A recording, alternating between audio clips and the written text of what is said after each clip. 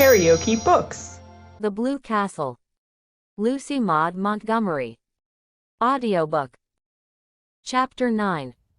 Uncle Herbert and Aunt Alberta's silver wedding was delicately referred to among the Sterlings during the following weeks as the time we first noticed poor Valency was a little, you understand? Not for worlds would any of the Sterlings have said out and out at first that Valency had gone mildly insane or even that her mind was slightly deranged. Uncle Benjamin was considered to have gone entirely too far when he had ejaculated, "She's dippy, I tell you, she's dippy," and was only excused because of the outrageousness of Valency's conduct at the aforesaid wedding dinner. But Mrs. Frederick and Cousin Stickles had noticed a few things that made them uneasy before the dinner.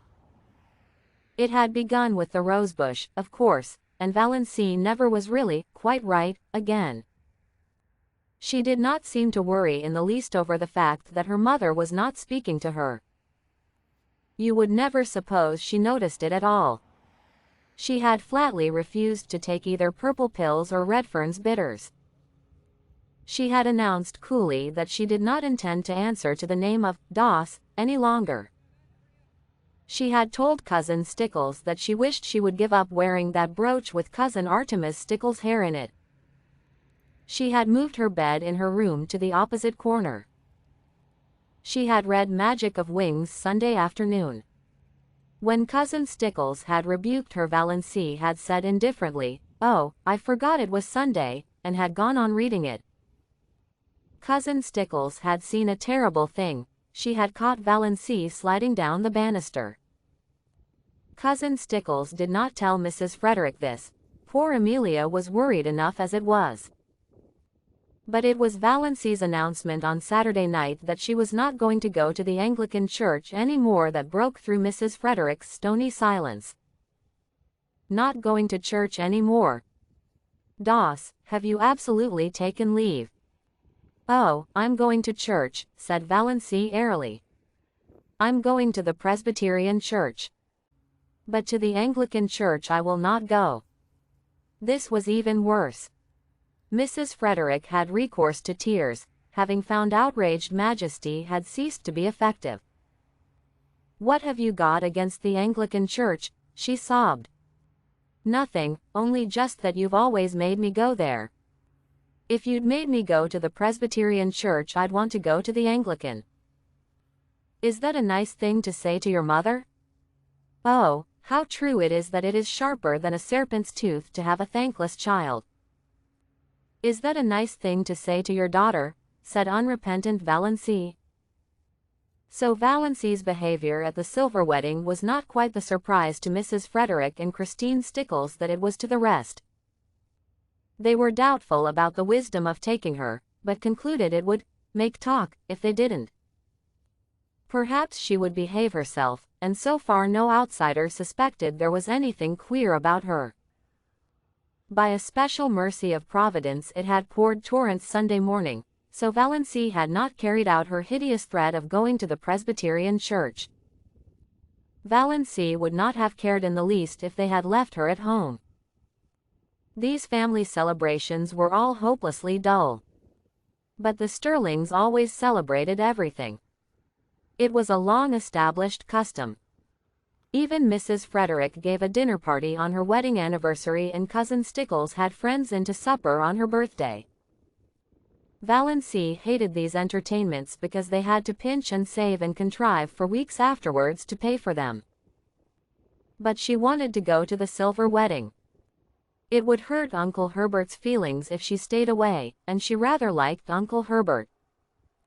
Besides, she wanted to look over all her relatives from her new angle. It would be an excellent place to make public her Declaration of Independence if occasion offered. "Put on your brown silk dress," said Mrs. Sterling. As if there were anything else to put on. Valency had only the one festive dress, that snuffy brown silk Aunt Isabel had given her. Aunt Isabel had decreed that Valency should never wear colors. They did not become her. When she was young they allowed her to wear white, but that had been tacitly dropped for some years. Valency put on the brown silk. It had a high collar and long sleeves. She had never had a dress with low neck and elbow sleeves, although they had been worn, even in Deerwood, for over a year. But she did not do her hair pompadour. She knotted it on her neck and pulled it out over her ears. She thought it became her, only the little knot was so absurdly small.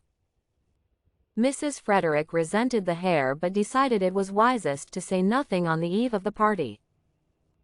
It was so important that Valency should be kept in good humor, if possible, until it was over. Mrs. Frederick did not reflect that this was the first time in her life that she had thought it necessary to consider Valency's humors. But then Valency had never been queer before. On their way to Uncle Herbert's, Mrs. Frederick and Cousin Stickles walking in front, Valency trotting meekly along behind, Roaring Abel drove past them. Drunk as usual but not in the roaring stage. Just drunk enough to be excessively polite. He raised his disreputable old tartan cap with the air of a monarch saluting his subjects and swept them a grand bow. Mrs. Frederick and Cousin Stickles dared not cut Roaring Abel altogether. He was the only person in Deerwood who could be got to do odd jobs of carpentering and repairing when they needed to be done, so it would not do to offend him. But they responded with only the stiffest, slightest of bows. Roaring Abel must be kept in his place. Valency, behind them, did a thing they were fortunately spared seeing. She smiled gaily and waved her hand to Roaring Abel. Why not? She had always liked the old sinner. He was such a jolly, picturesque, unashamed reprobate and stood out against the drab respectability of Deerwood and its customs like a flame-red flag of revolt and protest. Only a few nights ago Abel had gone through Deerwood in the wee smays, shouting oaths at the top of his stentorian voice which could be heard for miles, and lashing his horse into a furious gallop as he tore along prim, proper Elm Street. Yelling and blaspheming like a fiend, shuddered Cousin Stickles at the breakfast table. I cannot understand why the judgment of the Lord has not fallen upon that man long ere this, said Mrs. Frederick petulantly, as if she thought Providence was very dilatory and ought to have a gentle reminder.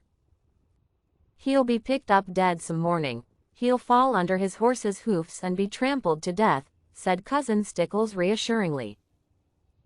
Valency had said nothing, of course, but she wondered to herself if Roaring Abel's periodical sprees were not his futile protest against the poverty and drudgery and monotony of his existence. She went on dream sprees in her blue castle. Roaring Abel, having no imagination, could not do that. His escapes from reality had to be concrete. So she waved at him today with a sudden fellow feeling, and Roaring Abel, not too drunk to be astonished, nearly fell off his seat in his amazement. By this time they had reached Maple Avenue and Uncle Herbert's house, a large, pretentious structure peppered with meaningless bay windows and excrescent porches.